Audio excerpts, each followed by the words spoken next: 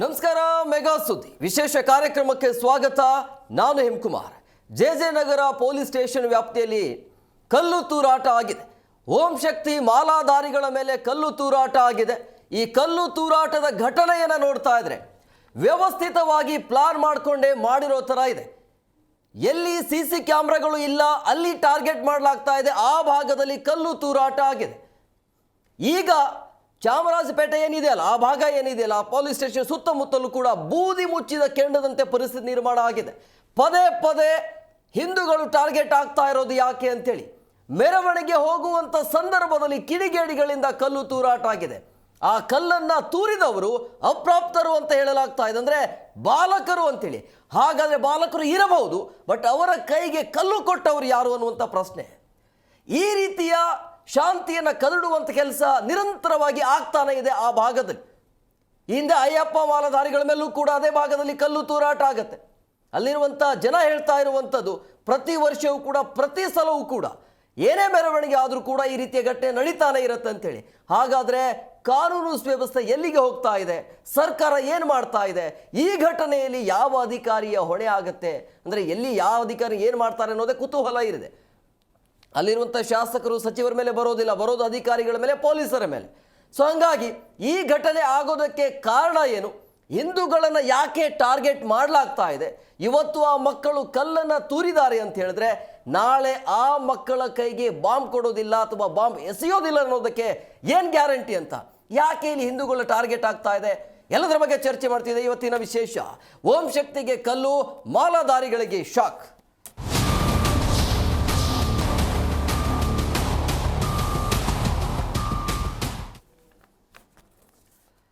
ಸಮಾಜ ವಿರೋಧಿ ಚಟುವಟಿಕೆಗೆ ಅವಕಾಶ ಮಾಡಿಕೊಡ್ತಾ ಇರೋರು ಯಾರು ಅನ್ನುವಂಥ ಪ್ರಶ್ನೆ. ಈಗ ಪದೇ ಪದೇ ಮೆರವಣಿಗೆ, ಯಾವುದೇ ಒಂದು ಹಬ್ಬ ಇತ್ತು ಅಂತ ಹೇಳಿದ್ರೆ ಈ ರೀತಿಯ ಕಿಡಿಗೇಡಿಗಳಿಂದ ಘಟನೆ ನಡೀತಾನೆ ಇರುತ್ತೆ. ಓಂ ಶಕ್ತಿ ಪಲ್ಲಕ್ಕಿ ಮೆರವಣಿಗೆಯ ಸಂದರ್ಭದಲ್ಲಿ ಕಲ್ಲು ತೂರಾಟ ಆಗಿದೆ. ಬೆಂಗಳೂರಿನ ಜೆ ನಗರ ಠಾಣಾ ವ್ಯಾಪ್ತಿಯಲ್ಲಿ ನಡೆದಿರುವಂಥ ಘಟನೆ ಇದು. ಮಾಲಾಧಾರಿಗಳ ಮೇಲೆ ಕಲ್ಲೆಸೆದು ಈ ಕಿಡಿಗೇಡಿಗಳು ಈ ರೀತಿಯಾಗಿ ವಿಕೃತಿಯನ್ನು ಮೆರೆಯುವಂಥದ್ದು ಯಾಕೆ ಅಂತೇಳಿ, ಕಿಡಿಗೇಡಿಗಳ ಆಟನ ಇದು ಕಲ್ಲು ಎಸೆದಿರೋದು. ಅನ್ಯ ಕೋಮಿನ ಅಪ್ರಾಪ್ತರ ಮೇಲೆ ಕಲ್ಲು ತೂರಾಟ ಆಗಿದೆ ಅನ್ನುವಂಥ ಆರೋಪ. ಯುವತಿ ಅಕ್ಷತ ಸೇರಿ 3 ಭಕ್ತರಿಗೆ ಗಾಯ ಆಗಿದೆ. VS ಗಾರ್ಡನ್ ದೇಗುಲದಿಂದ ಮೆರವಣಿಗೆ ಹೋಗ್ತಾ ಇರುವಂಥ ಸಂದರ್ಭದಲ್ಲಿ ಈ ಒಂದು ಘಟನೆ ಆಗಿದೆ. ಓಂ ಶಕ್ತಿ ಮಾಲಾಧಾರಿಗಳ ದೂರಿನ ಮೇಲೆ ಈಗ FIR ಕೂಡ ದಾಖಲಾಗಿದೆ. ಪೊಲೀಸ್ ಠಾಣೆಯಲ್ಲಿ ACP ಮತ್ತು DCP ಯತೀಶ್ ಅವರು ಮೊಕ್ಕಾಂ ಹೂಡಿದ್ದಾರೆ. ಈಗ 3 ರಿಂದ 4 ಜನರ ಅರೆಸ್ಟ್ ಆಗಿದೆ ಅನ್ನೋದು ಅವರು ಅಪ್ರಾಪ್ತರು ಅಂತ ಹೇಳಲಾಗ್ತಾ ಇದೆ. ಹಾಗಾದರೆ ಬಾಲಕರು ಇರಬಹುದು, ಕಲ್ಲು ತೂರಾಟ ಮಾಡಿರಬಹುದು ಅಂತಲೇ ಅನ್ಕೊಳ್ಳೋಣ. ಅವರ ಕೈಗೆ ಕಲ್ಲು ಕೊಟ್ಟವ್ರು ಯಾರು? ಸಮಾಜ ವಿರೋಧಿ ಶಕ್ತಿಗಳಿಗೆ ಸಪೋರ್ಟ್ ಮಾಡ್ತಾ ಇರೋದು ಯಾರು ಅಂತೇಳಿ ಎಲ್ಲಿ ಹೋಗ್ತಾ ಇದೆ ಕಾನೂನು ವ್ಯವಸ್ಥೆ ಅಂತ? ಎಲ್ಲಿ ನೋಡಿ, ಇದು ಪಕ್ಕ ಪ್ಲಾನ್ ಅನ್ನೋ ಥರನೇ ಕಾಣ್ತಾ ಇದೆ. ಯಾಕೆ ಅಂತ ಹೇಳಿದ್ರೆ ಎಲ್ಲಿ CC ಕ್ಯಾಮ್ರಾ ಇಲ್ಲಲ್ಲ ಅಲ್ಲಿ ಟಾರ್ಗೆಟ್ ಮಾಡಲಾಗ್ತಾ ಇದೆ. ಆ ಭಾಗದಲ್ಲಿ ಆ ಮೆರವಣಿಗೆ ಹೋಗುವಂಥ ಸಂದರ್ಭದಲ್ಲಿ ಎಲ್ಲಿ CC ಕ್ಯಾಮ್ರಾಗಳು ಕವರ್ ಆಗೋದಿಲ್ಲಲ್ಲ ಅಲ್ಲಿ ಕಲ್ಲೆಸೆತ ಆಗಿದೆ. ಇದು ಪ್ರೀ ಪ್ಲಾನ್ ಅನ್ನೋದು, ಅಂದರೆ ವ್ಯವಸ್ಥಿತವಾಗಿ ಪ್ಲಾನ್ ಮಾಡಿಕೊಂಡೇ ಮಾಡಿದ್ದಾರೆ ಅನ್ನೋದು ಮೇಲ್ನೋಟಕ್ಕೆ ಸ್ಪಷ್ಟವಾಗಿ ಗೊತ್ತಾಗ್ತಾ ಇದೆ. ಅವರನ್ನು ಹಿಡಿಯುವಂಥ ಕೆಲಸ, ಅವರಿಗೆ ಶಿಕ್ಷೆ ಕೊಡುವಂಥ ಕೆಲಸ ಆಗತ್ತಾ ಇಲ್ಲ. ಇತ್ತೀಚೆಗೆ ಮೈಸೂರು ಭಾಗದಲ್ಲಿ, ಮಂಡ್ಯ ಭಾಗದಲ್ಲಿ ಪದೇ ಪದೇ ಈ ರೀತಿಯ ಘಟನೆಗಳು ನಡೀತಾನೆ ಇದೆ. ಗಣೇಶನ ಮೆರವಣಿಗೆ ಆಗಿರಬಹುದು, ಮಾಲಾಧಾರಿಗಳ ಮೇಲೆ ಕಲ್ಲು ತೂರಾಟ ನಡೀತಾನೆ ಇದೆ. ಈಗ ಮತ್ತೆ ಈ ಜೆ ನಗರ ಪೊಲೀಸ್ ಸ್ಟೇಷನ್ ವ್ಯಾಪ್ತಿಯಲ್ಲಿ ಅದು ಪ್ರತಿ ವರ್ಷವೂ ಪದೇ ಪದೇ ಆ ಭಾಗದಲ್ಲಿ ಘಟನೆ ನಡೀತಾನೆ ಇರುತ್ತೆ. ಕಾನೂನು ವ್ಯವಸ್ಥೆ ಏನು ಮಾಡ್ತಾ ಇದೆ? ಕಾನೂನು ಸತ್ತೋಗಿದೆ ಅನ್ನುವಂಥ ಪ್ರಶ್ನೆಗಳು. ಹಿಂದೂಗಳಿಗೆ ರಕ್ಷಣೆ ಇಲ್ವಾ? ಯಾಕೆ ಹಿಂದೂಗಳು ಟಾರ್ಗೆಟ್ ಆಗ್ತಾ ಇದೆ ಅಂತೇಳಿ. ಹಾಗಾದರೆ ಹಿಂದೂಗಳು ಯಾವುದೇ ರೀತಿಯ ಹಬ್ಬಗಳನ್ನು ಮಾಡಬಾರ್ದಾ? ಮಾಲಾಧಾರಿಗಳು ಟಾರ್ಗೆಟ್ ಆಗ್ತಾ ಇರೋದು ಯಾಕೆ ಇಲ್ಲಿ? ಅನ್ಯ ಕೋಮಿನ ಒಂದು ಕಾಲೋನಿಯಲ್ಲಿ ಕಲ್ಲು ತೂರಾಟ ಆಗುತ್ತೆ. ಆ ಪಲ್ಲಕ್ಕಿ ಮೆರವಣಿಗೆ ಮಾಡುವಂಥ ಸಂದರ್ಭದಲ್ಲಿ ಅದು ವಾಡಿಕೆ, ಅದು ಸಂಪ್ರದಾಯ. ಆ ರೀತಿಯ ಒಂದು ಹಬ್ಬವನ್ನು ಆಚರಣೆ ಮಾಡೋದು, ಶಾಂತಿ ಕದಡುವಂಥ ಈ ವ್ಯವಸ್ಥಿತ ಪ್ರಯತ್ನ ಏನಾದರೂ ನಡೀತಾ ಇದೆಯಾ ಅನ್ನುವಂಥದ್ದು. ಯಾಕೆ ಪದೇ ಪದೇ ರೀತಿಯ ಘಟನೆ ಆಗುತ್ತೆ? ಈಗ ಬಳ್ಳಾರಿಯಲ್ಲೂ ಕೂಡ ಅಂಥದ್ದೇ ಆಯಿತು. ಬಳ್ಳಾರಿಯಲ್ಲಿ ಏನಾಯಿತು? ಒಬ್ಬ ಕಾರ್ಯಕರ್ತ ಸತ್ತು ಹೋದ. ಈಗ ಜೆ ನಗರ ವ್ಯಾಪ್ತಿಯಲ್ಲಿ, ಪೊಲೀಸ್ ಠಾಣಾ ವ್ಯಾಪ್ತಿಯಲ್ಲಿ ಇಂಥದ್ದೇ ಘಟನೆ ಆಗುತ್ತೆ. ಅನ್ಯ ಕೋಮಿನಿಂದ ಕಲ್ಲು ತೂರಾಟ ಆಗುತ್ತೆ. ಅದು ಬಾಲಕರು, ಅಪ್ರಾಪ್ತರು ಅಂತ ಹೇಳಲಾಗ್ತಾ ಇದೆ. ಅವರ ಕೈಗೆ ಕಲ್ಲು ಕೊಟ್ಟವರು ಯಾರು? ನಾಳೆ ಇದೇ ಬಾಲಕರು ಆ ಬಾಲಕರ ಕೈಗೆ ಬಾಂಬ್ ಕೊಡಲ್ವಾ, ಬಾಂಬ್ ಎಸಿ ಅಂತ ಹೇಳಲ್ವಾ, ಆ ರೀತಿಯ ಪ್ರಚೋದನೆ ಆಗಲ್ವಾ ಅನ್ನೋದು. ನಾಳೆ ಬಾಂಬ್ ಎಸೆಯೋದ್ರಲ್ಲಿ ಎಸೆಯಲ್ಲ ಅನ್ನೋದಕ್ಕೆ ಏನು ಗ್ಯಾರಂಟಿ ಅಂತ? ಹಾಗಾದರೆ ಬಾಲಕರಿಗೆ ಶಿಕ್ಷೆ ಇಲ್ವಾ? ಕಾನೂನು ಏನು ಹೇಳುತ್ತೆ? ಪದೇ ಪದೇ ಈ ರೀತಿ ಘಟನೆ ನಡೀತಾ ಇರುವಂಥದ್ದು. ಹಾಗಾದರೆ ಹಿಂದೂಗಳಿಗೆ ರಕ್ಷಣೆ ಇಲ್ವಾ? ಹಿಂದೂಗಳು ಯಾವುದೇ ರೀತಿ ಹಬ್ಬಗಳನ್ನು ಮಾಡಬಾರ್ದು ಅನ್ನುವಂಥ ಪ್ರಶ್ನೆಗಳು ಸಹಜವಾಗಿ ಹುಟ್ಕೊಳ್ತಾ ಇದೆ.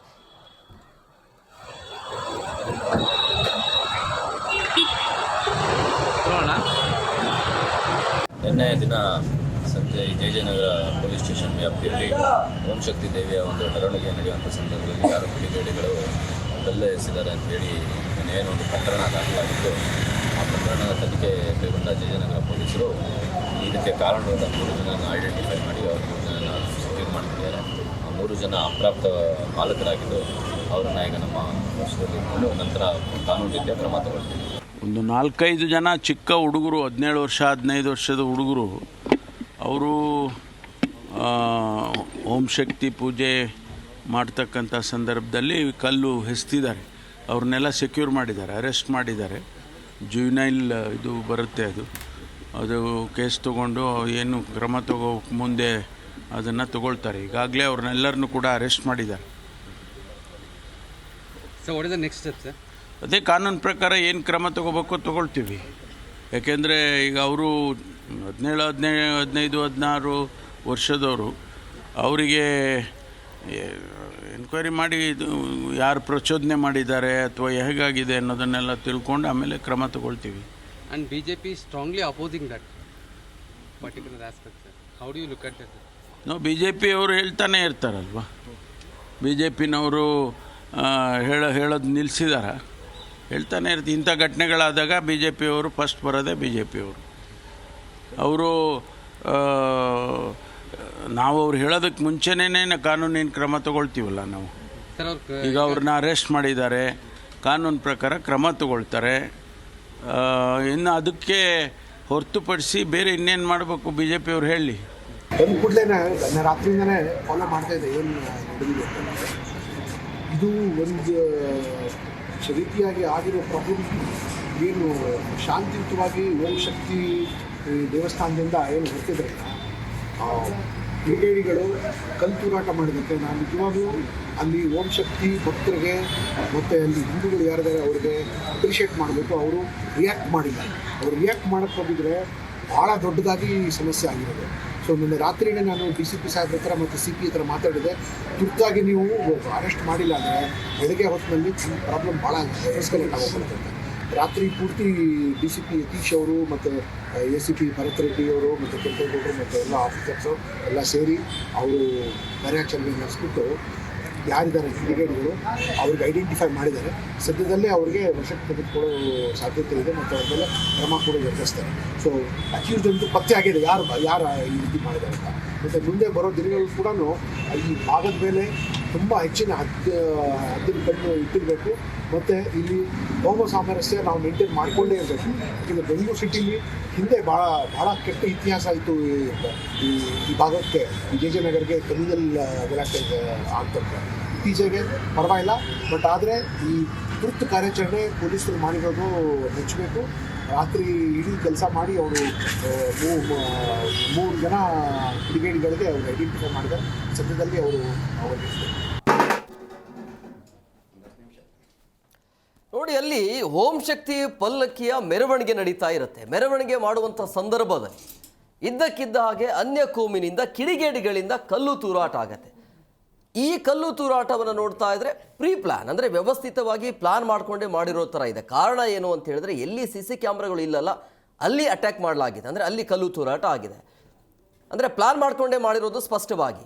ಈಗ ಭಕ್ತಾದಿಗಳು ಹೇಳ್ತಾ ಇರುವಂಥದ್ದು, ಅರ್ಚಕರು ಹೇಳ್ತಾ ಇರುವಂಥದ್ದು, ಇದು ಫಸ್ಟ್ ಟೈಮ್ ಏನಲ್ಲ, ಪದೇ ಪದೇ ಆ ಭಾಗದಲ್ಲಿ ನಡೀತಾನೆ ಇರುತ್ತಂತೆ. ಇಲ್ಲಿಯ ತನಕ ಸಹಿಸ್ಕೊಂಡು ಬಂದಿದ್ರು, ಎಲ್ಲಿಯ ತನಕ ಸಹಿಸ್ಕೊಳ್ಳೋಕ್ಕಾಗತ್ತೆ.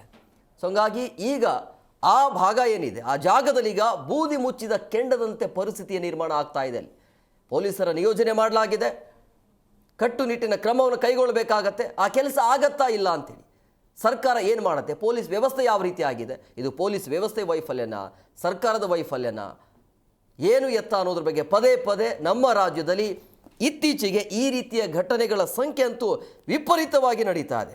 ಸಂಖ್ಯೆಗಳ ಜಾಸ್ತಿನೇ ಆಗ್ತಾ ಇರುವಂಥದ್ದು. ಸಿಲಿಕಾನ್ ಸಿಟಿ ಬೆಂಗಳೂರು ಅಂತ ಹೇಳಿದ್ರೆ ಕಾನೂನಿನ ವ್ಯವಸ್ಥೆ ಇದೆ ಅಂತ ಹೇಳಲಾಗ್ತಾ ಇತ್ತು. ಬಟ್ ಈಗ ಬೆಂಗಳೂರು ಭಾಗದಲ್ಲಿ ಏನು ನಡೀತಾ ಇದೆ ಅಂತೇಳಿ, ಗುಂಡಾಗಳ ರಾಜ್ಯ ಆಗ್ತಾ ಇದೆಯಾ, ಏನು ಬೇಕಾದರೂ ಮಾಡಬಹುದಾ? ಕೇರಳದ್ರೆ ಕಾನೂನು ರೀತಿಯಲ್ಲಿ ಆಗ್ತಿದೆ ಅಂತ ಗೊತ್ತಿದ್ದೇನೆ ಹೆಂಗೆ ಮಾಡ್ತಾ ಇರೋದು ಅವರು. ಕಾನೂನಲ್ಲಿ ಏನು ಶಿಕ್ಷೆ ಆಗೋದಿಲ್ಲ ಅಂತ ಗೊತ್ತು. ಸೊ ಹಂಗಾಗಿ ಕಾನೂನು ರೀತಿಯಲ್ಲಿ ನೀವು ಕ್ರಮ ತೆಗೆದುಕೊಂಡ್ರೆ ಇನ್ನಷ್ಟು ಪ್ರಕರಣಗಳ ಸಂಖ್ಯೆ ಜಾಸ್ತಿ ಆಗತ್ತೆ. ಬಿಟ್ಟರೆ ಈ ಪ್ರಕರಣಗಳನ್ನು ಕಡಿವಾಣ ಮಾಡಲಿಕ್ಕೆ ಆಗೋದೇ ಇಲ್ಲ. ಕಠಿಣ ಕಾನೂನು ಕ್ರಮ ಬೇಕಾಗತ್ತೆ. ಕಾನೂನು ರೀತಿಯಲ್ಲಿ ಅಲ್ಲ, ಕಠಿಣ ಕ್ರಮ.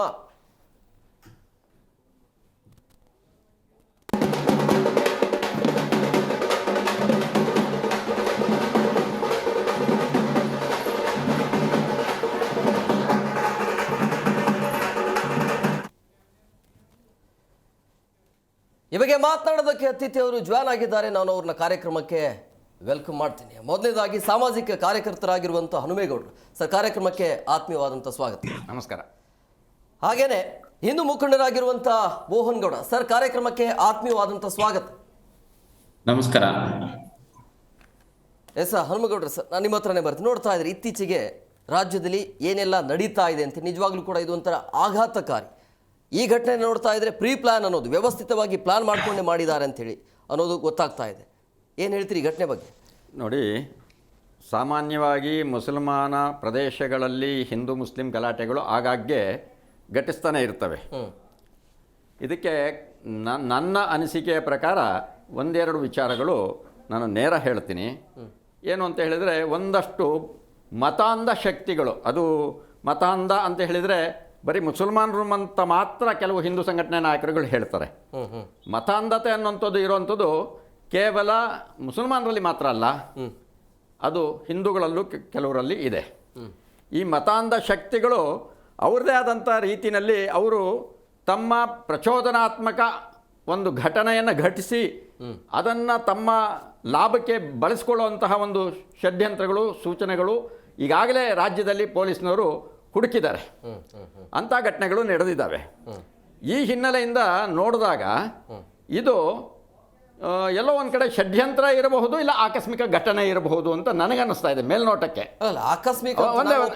ಅಲ್ಲ, ನಾನು ಹೇಳ್ತಿದ್ದೀನಿ, ಅದನ್ನೇ ಹೇಳ್ತಿದ್ದೀನಿ. ಒಂದು, ಇದರ ಹಿಂದೆ ಷಡ್ಯಂತ್ರ ಇರಬಹುದು, ಅಥವಾ ಇದರ ಆಕಸ್ಮಿಕವಾಗಿ ಘಟನೆ ನಡೆದಿರಬಹುದು. ನಾನು ಹೇಳ್ತಾ ಇದ್ದೀನಿ, ಎರಡೂ ಹೇಳ್ತಾ ಇದ್ದೀನಿ. ಇವತ್ತು ಈ ಮತಾಂಧತೆ ಅನ್ನುವಂಥದ್ದು ಕೇವಲ ಮುಸಲ್ಮಾನರಲ್ಲಿ ಮಾತ್ರ ಇದೆಯಾ ಅನ್ನುವಂಥದ್ದನ್ನು ನಾವು ನೋಡಿದಾಗ, ಕೆದಕಿ ನೋಡಿದಾಗ, ಇವತ್ತು ನೀವು ನೋಡ್ತಾ ಇದ್ದೀರಿ ಇಡೀ ರಾಜ್ಯಾದ್ಯಂತ ದ್ವೇಷ ಭಾಷಣಗಳು ಬರುವಂಥದ್ದು ಇದೆಲ್ಲ. ಈ ಘಟನೆಗಳನ್ನು ಘಟಿಸಿ ನಾವು ಲೆಕ್ಕ ಹಾಕಿ ನೋಡಿದಾಗ ಇದರಿಂದ ಷಡ್ಯಂತ್ರ ಇರಬಹುದು. ಅಥವಾ ಆ 3 ಜನ ಬಾಲಕರಿದ್ದಾರಲ್ಲ, ಆ ಬಾಲಕರ ಕೈಯಲ್ಲಿ ಮುಸಲ್ಮಾನರು ಹೊಡೆಸಿರಬಹುದು, ಗೊತ್ತಿಲ್ಲ ನನಗೆ. ಅದಕ್ಕೆ ನಾನು ಎರಡೂ ಕಡೆ, ಒಂದು ಹಿಂದೂ ಸಂಘಟನೆ, ಇವತ್ತು ಹಿಂದೂ ಸಂಘಟನೆಗಳು ಕೇವಲ ಹಿಂದೂ ಸಂಘಟನೆಗಳಾಗಿ ಉಳಿದಿಲ್ಲ, ಹಿಂದೂ ಸಂಘಟನೆಗಳ ಜೊತೆಯಲ್ಲಿಯೇ ಮುಸಲ್ಮಾನರು ಇದ್ದಾರೆ. ಒಂದು ಕಡೆ ಹೇಳ್ತಾರೆ ಮುಸಲ್ಮಾನರನ್ನ ದ್ವೇಷ ಮಾಡುವಂಥವನು ಹಿಂದುವೇ ಅಲ್ಲ ಅಂತ. ಆದರೆ ಇವತ್ತು ಇರೋ ಎಲ್ಲ ಹಿಂದೂ ಸಂಘಟನೆಗಳು ಈ ಹಿಂದುತ್ವದ ವಿಚಾರಕ್ಕಾಗಿ ಮುಸಲ್ಮಾನರನ್ನು ದಿನ ಬೆಳಗ್ಗೆ ಆದರೆ ಬೈಯುವಂಥದ್ದು, ದ್ವೇಷಕಾರುವಂಥದ್ದು ಇದೆ. ಒಂದು ಕಡೆ ಮೋದಿನೂ ಹೇಳ್ತಾರೆ, ಇನ್ನೊಂದು ಕಡೆ ಮೋಹನ್ ಭಾಗವತರು ಹೇಳಿರುವಂಥದ್ದು ಫುಟೇಜಸ್ ನನ್ನ ಹತ್ರ ಇದೆ, ನಾನು ಬೇಕಾದ್ರೆ ಕೊಡ್ತೀನಿ ನಾನು. ಇಂತಹ ಸಂದರ್ಭದಲ್ಲಿ ಆಗಿರುವಂಥ ಘಟನೆಗಳನ್ನು ಎಲ್ಲೋ ಒಂದು ಕಡೆ, ನಾನು ನಿಮ್ಮ ಮಾಧ್ಯಮ ಅಂತ ಹೇಳ್ತಾ ಇಲ್ಲ, ಇವತ್ತಿನ ಏನು ಪ್ರಮುಖ ಮಾಧ್ಯಮಗಳಲ್ಲಿ ಇದೆಯಲ್ಲ ಅಂತಹ ಮಾಧ್ಯಮಗಳು ಅದನ್ನು ವೈಭವೀಕರಿಸ್ತಾ ಇದ್ದಾರೆ. ನೋಡಿ, ಹಿಂದೂ ಸೋದರ ಸರ್ವೆ ಅನ್ನೋಂಥದ್ದು ಎಲ್ಲರನ್ನೂ ನೋಡ್ತಾರೆ. ಅದೇ ಸಂದರ್ಭದಲ್ಲಿ ಹಿಂದೂಗಳು ಹೇಳುವಂಥ ಒಂದು ಮಾಹಿತಿ ಇದೆ, ಅಲ್ಲಾನೇ ದೇವರು ಅಂತ ಹೇಳೋರು ಮುಸಲ್ಮಾನರು, ಎಲ್ಲಾನೂ ದೇವರು ಅಂತ ಹೇಳುವಂಥವ್ರು ಹಿಂದೂಗಳು. ಹೌದಲ್ವಾ? ಹಾಗಿದ್ರೆ ಅವರನ್ನು ಒಪ್ಕೊಳ್ಳುವಂಥ ಕೆಲಸ ಮಾಡ್ಬೋದಲ್ಲ? ತಪ್ಪು ಮಾಡಿದಾಗ ತಿದ್ದಿ ತೀಡಿ ಅವರನ್ನು ನಮ್ಮ ಜೊತೆಗೆ ತಗೊಳ್ಬಹುದಲ್ಲ? ಅವನು ಮುಸಲ್ಮಾನ ಅಂದ ಕಾರಣಕ್ಕೆ ಅವನ ಮೇಲೆ ದ್ವೇಷಕಾರುವಂಥದ್ದು ಯಾಕೆ?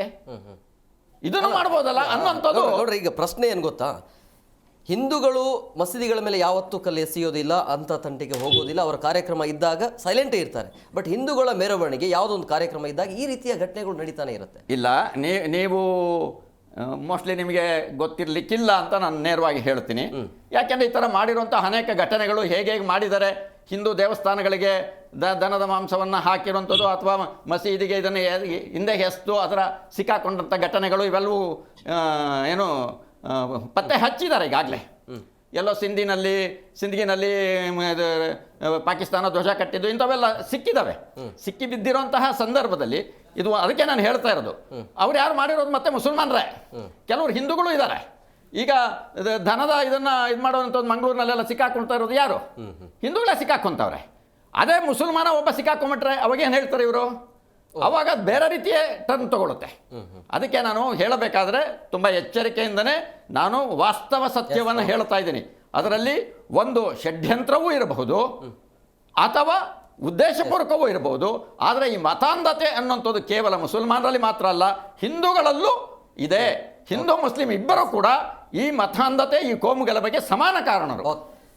ಮೋಹನ್ ಗೌಡ್ರೆ, ಈಗ ಹಿಂದೂಗಳ ಪ್ರಶ್ನೆ ಏನು ಅಂತ ಹೇಳಿದ್ರೆ, ಹಿಂದೂಗಳಿಗೆ ರಕ್ಷಣೆ ಯಾಕಿಲ್ಲ, ಹಿಂದೂಗಳಿಗೆ ರಕ್ಷಣೆ ಇರೋದಿಲ್ವಾ ಅನ್ನುವಂಥ ಪ್ರಶ್ನೆ. ಈಗ ಹಬ್ಬ ಅಂತ ಬಂದಾಗ ಯಾಕೆ ನೆಮ್ಮದಿಯಿಂದ ಹಬ್ಬ ಮಾಡಬಾರ್ದಾ ಅನ್ನುವಂಥ ಪ್ರಶ್ನೆ.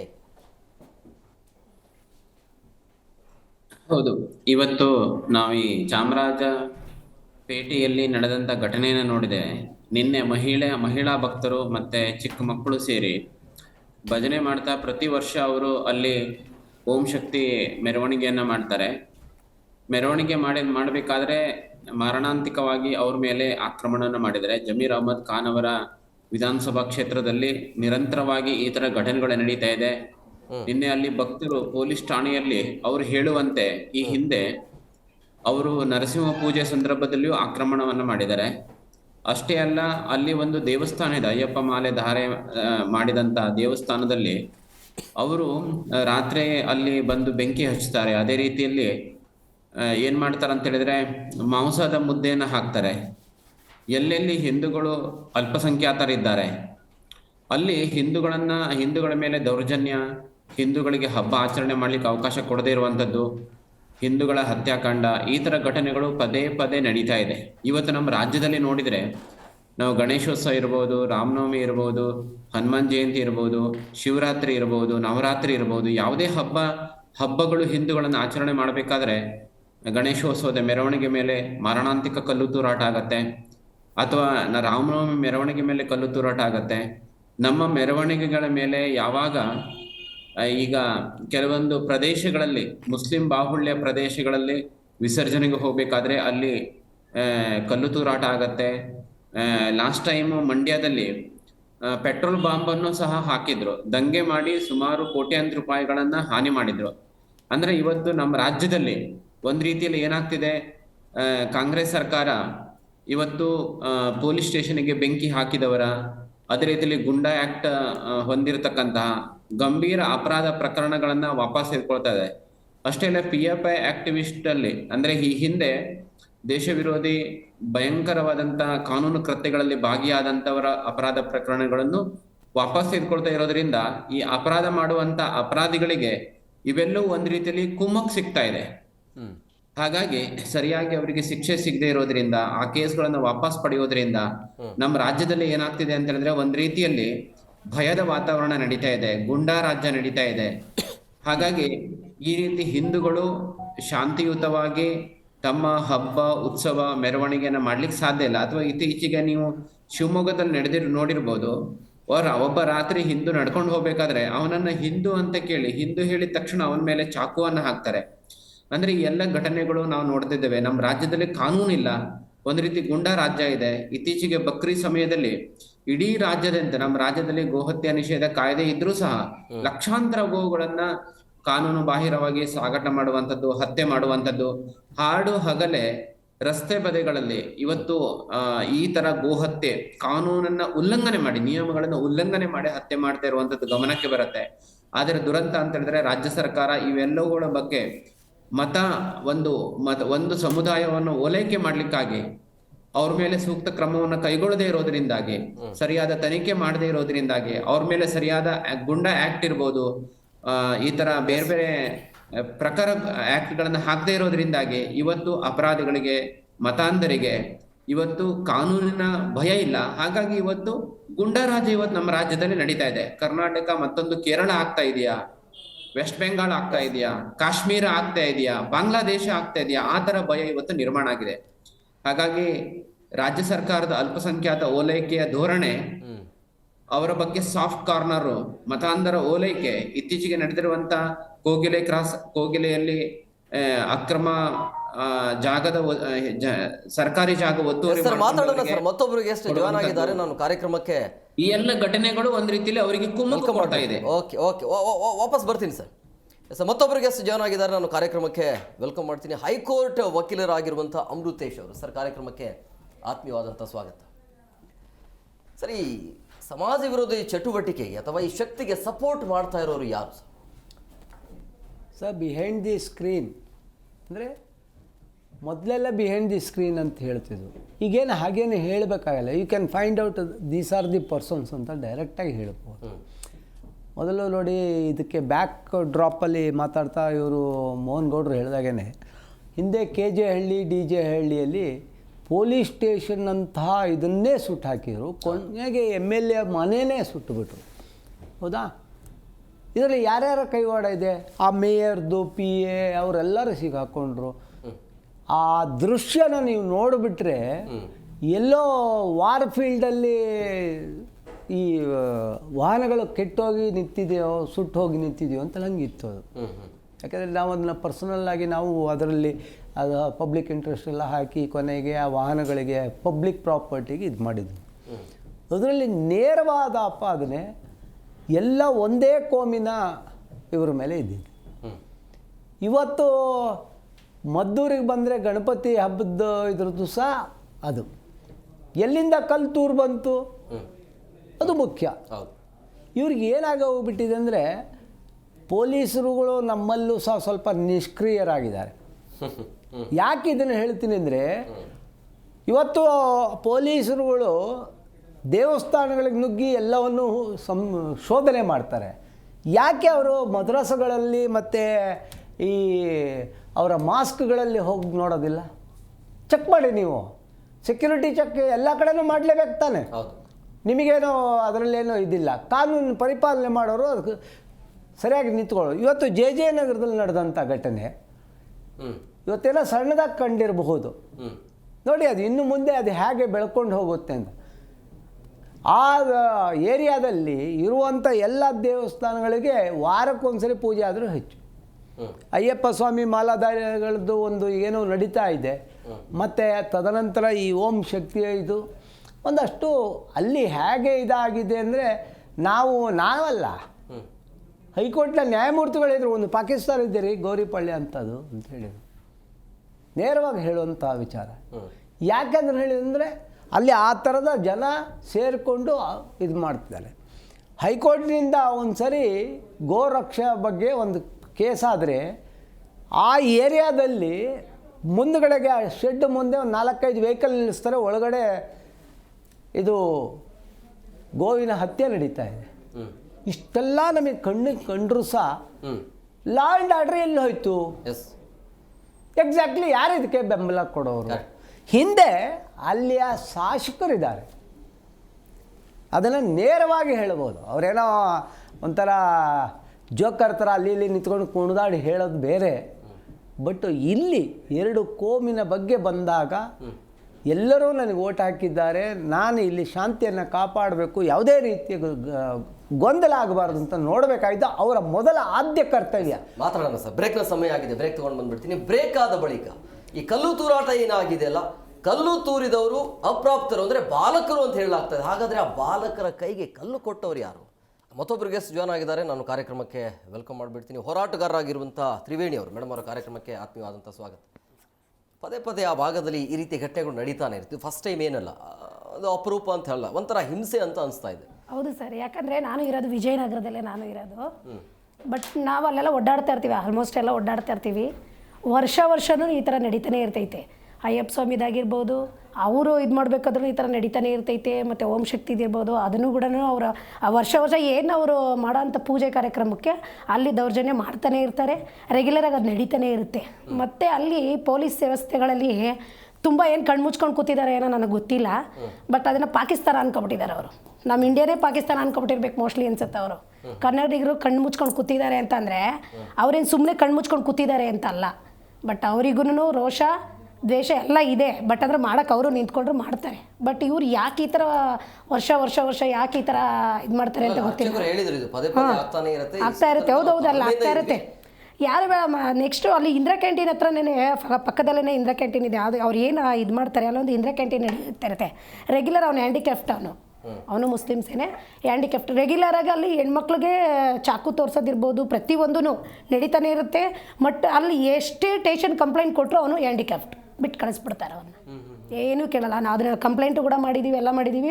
ಅವನು ಎಷ್ಟೇ ತೊಗೊಂಡಾಗ ಏನೇ ಮಾಡಿದ್ರೂ ಅವನು ಅದೇ ಕೆಲಸನೇ ಮಾಡ್ತಾ ಇರ್ತಾನೆ. ಅಲ್ಲಿ ಯಾವನು ಪೊಲೀಸ್ ವ್ಯವಸ್ಥೆ ಇರ್ತಾವೆ, ಅವನು ಹುಚ್ಚ, ಅವನು ಯಾವಾಗಲೂ ಹಂಗೆ ಮಾಡ್ತಾನೆ ಅಂತ ಬಿಟ್ಟು ಕಳಿಸ್ತಾ ಇರ್ತಾರೆ.